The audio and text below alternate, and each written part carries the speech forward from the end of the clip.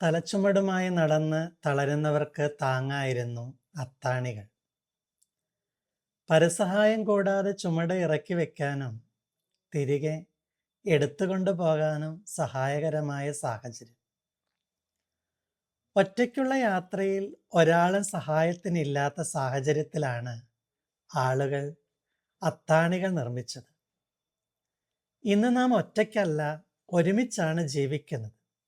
അപ്പോൾ കല്ലത്താണികളല്ല നമുക്ക് ആവശ്യം, കാരുണ്യത്തിൻ്റെ അത്താണികളാണ്. അധ്വാനിക്കുന്നവർക്കും ഭാരം വഹിക്കുന്നവർക്കും ആശ്വാസമാകുമ്പോൾ നാമും അത്താണികളാവുകയാണ്. അത്താണികൾ ആശ്വാസമാണ്.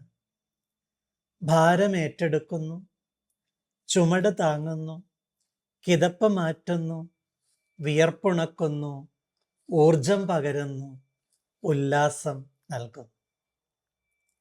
ആർക്കെങ്കിലും അത്താണിയായി മാറാനുള്ള കൃപയ്ക്കായി അത്താണിയായ ദൈവത്തോട് യാചിക്കാം.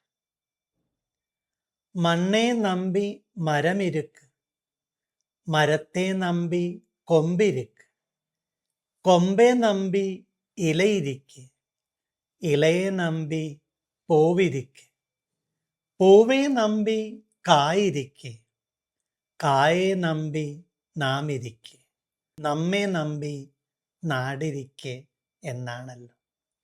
എല്ലാവരും ഓരോരുത്തർക്ക് ആശ്രയമായി തീരണം. അവിടെയാണ് ജീവിതം അനുഗ്രഹമായി തീരുക. ഒരാൾ പാതിരാത്രിയിൽ 101 വിളിച്ചു, ഫയർഫോഴ്സിലേക്ക് തന്നെ.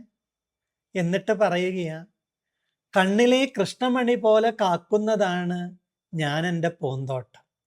അതിൽ വളരെ വിശേഷപ്പെട്ട ഓർക്കിഡ് ഉണ്ട്, ഊട്ടി പുഷ്പമേളയ്ക്കുള്ള റോസാപ്പൂ ഉണ്ട്.